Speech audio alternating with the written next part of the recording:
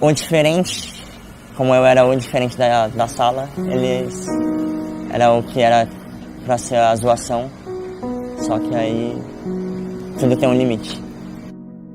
Era fanho, bocão, cepacol, tudo que era ligado à boca ou à voz era o que normalmente era utilizado.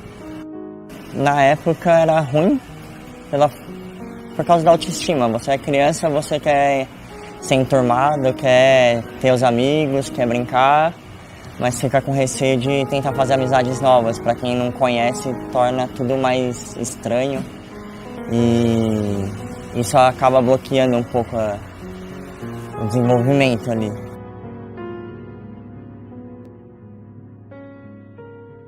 Meu nome é Gustavo Fiaschi, tenho 25 anos, sou de Santo André. Nasci com fissura unilateral lábio-palatina, né? Fissura lábio, gengiva, céu da boca até o começo da campainha. O bullying é um fenômeno social que, na verdade, existe muito anteriormente ao fato de ter recebido essa denominação, né? São comportamentos agressivos, injustificados, repetitivos, em relação a pessoas que não fizeram nada para provocá-los, né?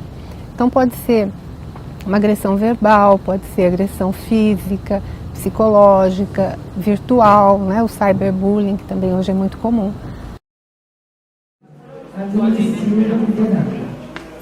Atenção, chamada para reunião de internação. Os nossos pacientes, pelas dificuldades que eles apresentam em relação à estética e à comunicação, são vítimas fáceis de bullying, né? Principalmente no ambiente escolar. Na minha época escolar, no período escolar, ensino fundamental, tive alguns problemas.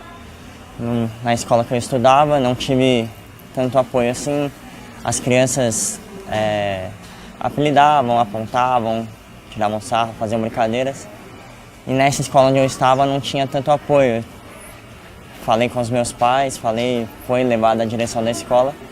Porém, eles falaram que não podiam fazer nada no momento porque eram apenas crianças, eram apenas brincadeiras. Acabei trocando de escola, indo para uma escola particular, onde lá eu tive um apoio maior, tanto da equipe da escola, quanto da família e psicólogos. Da subsede que tem em Santo André, tinha psicólogo e eu frequentava o psicólogo lá.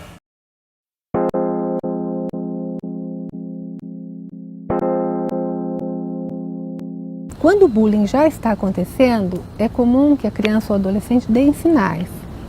Os sinais podem ser o isolamento social, pode ser comportamentos ansiosos, pode ser evitação de situações públicas, sociais, enfim, de convívio com outras pessoas, podem ser somatizações, né? Então, é muito frequente, principalmente próximo do horário de ir para a escola, que a criança ou adolescente comece a apresentar vômitos, náuseas, dor de cabeça, sintomas assim que demonstram graus altos de ansiedade, né?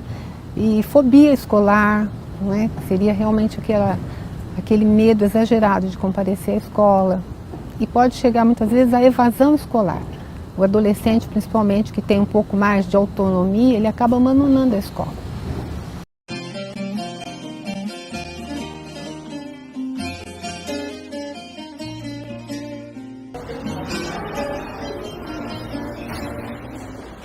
Eles estão querendo saber a sua história.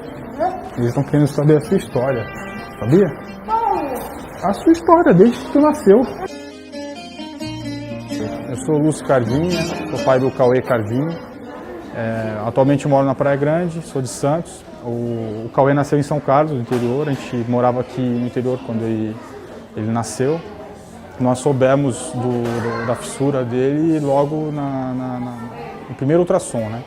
Teve um momento que ele estudou em período integral e aí tinha um período que ele tinha que mudar de unidade na escola.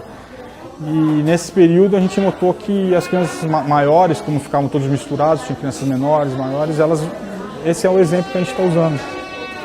elas acabaram usando isso meio que para tentar constranger, chamavam ele com apelidos que ele não gostavam, e aí, ao perceberem que ele não gostavam, eles faziam mais vezes.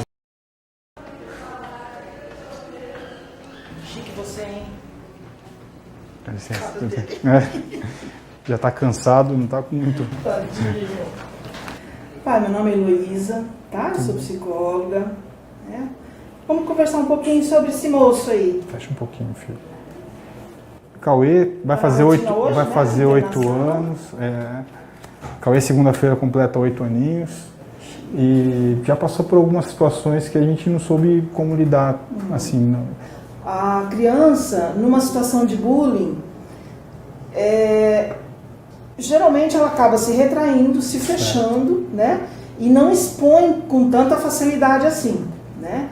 Mas existe uma coisa que ela não consegue esconder, que é o seu comportamento. Ele sempre foi uma criança, em relação a isso, um pouco fechado. Então a gente notou que o comportamento dele começou a ficar mais agressivo, nós começamos a... sempre tivemos próximos, né, tentando ver, então qualquer coisa que mudasse no comportamento dele, para a gente era notável, né? E aí a gente percebeu que realmente ele começou a ficar mais agressivo, começamos a tentar descobrir, coincidentemente mudamos de residência e um dos amiguinhos desses que eram mais velhos, no caso da van lá, acabava morando no mesmo prédio que a gente. E aí eu conversando até com essa criança e tal, ele acabou me esclarecendo que tinham outras crianças que brincavam, então a gente acabou conhecendo mais a situação, não por ele, mas pelos amiguinhos, até pela escola, tivemos um feedback assim. Quando nós detectamos que a criança esteja vivenciando uma situação de bullying, primeira providência que nós tomamos é entrar em contato com a escola. O nosso contato escolar se faz por meio de uma carta padronizada que nós elaboramos e que nós enviamos para a escola, explicando qual é o quadro que a criança apresenta, qual é o tratamento que é feito aqui. Nós orientamos os pais e quando a situação requer um acompanhamento psicológico mais prolongado, nós fazemos encaminhamento psicológico para a cidade de origem do paciente.